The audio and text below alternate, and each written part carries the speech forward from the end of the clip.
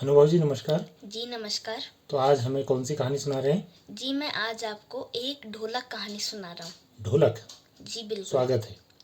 एक लड़का था, उसका नाम था लल्ला और उसकी बहन भी थी, उसका नाम था बिट्टी। एक दिन लल्ला ने किसी ढोलक बेचने वाले को देखा। वह उसके पास गया और उसने पूछा, भैया एक ढोलक कितने का है? तो ढोलक वाले ने कहा, एक ढोलक 500 का है। अच्छा। तो लल्ला ने कहा, भैया मेहरबानी करके थोड़े रुपए कम कर दीजिए ना, कल मैं आपको रुपए दे दूंगा, पर आप आज मुझे मत देना। वह लड़का मान गया और चले गया। अब लल्ला घर आया।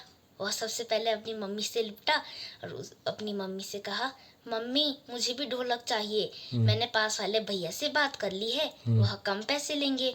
लल्ला यह बोलते हुआ इतने खुश था कि उसने पीछे से पापा को भी नहीं देखा कि वो सब कुछ सुन रहे थे। तो उसकी मम्मी कुछ बोलने ही वाली थी, उससे पहले ही उसके पापा ने कहा, ढोल कौन खरीद रहा है? कोई ढोल नहीं खरीदा जाएगा। लल्ला दुखी होकर एक कोने में बैठ गया। तभी उसकी दादी आ गई।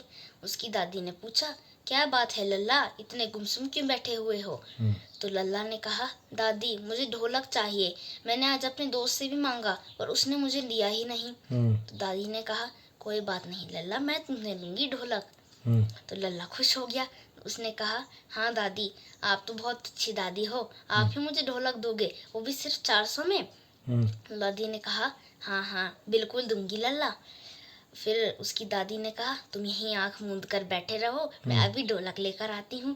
पर उसकी आंखों में आंखें मूंदना कहाँ, वह तो उंगलियों से ऐसे छुपे छुपे देख रहा था अपनी दादी को कि वो कहाँ जा रही है। उसकी दादी बाहर गई, उन्होंने किसी से कुछ कहा और एक ढोलक लेके आ गई।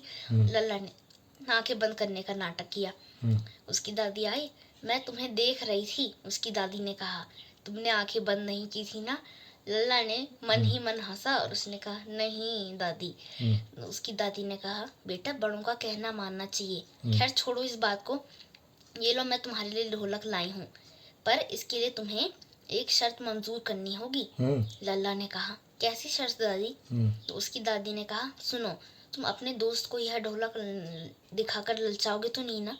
लल्ला ने कहा, नहीं बिल्कुल नहीं, क्योंकि वह भी तो मेरा दोस्त है, चाहे वह मेरे साथ कुछ भी करे फिर भी मैं उससे ललचाऊंगा नहीं। उसको भी तो बुरा लगेगा ना, जैसे मेरे को लगा था। दादी उससे ये बोल रही थी कि अपने दोस्त को ललचाना मत।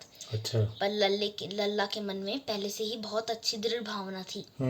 उसको पता था कि दूसरों को परेशान नहीं करना चाहिए। अब लल्ला यह समझ गया था कि दूसरों को परेशान करना ही नहीं चाहिए। पहले तो वह यही सोच रहा था कि वह उसको खूब डराएगा धमकाएगा, तूने देख मेरे को ढोलक नहीं दिया, अब मैं ले गया हूँ, देख अब मैं तेरे को भी नहीं दूंगा। पर लल्ला ऐसा कहाँ था। तभी पापा भी पीछे से देख रहे थे दरवाजे की ओट में, और माँ हंस रही थी दूसरे कमरे में, बोल रही थी, देखो कितने साफ दिल का है हमारा बेटा। अरे वाह, अच्छा। जी ये थी कहानी। तो ये कहानी आपने कहाँ पढ़ी?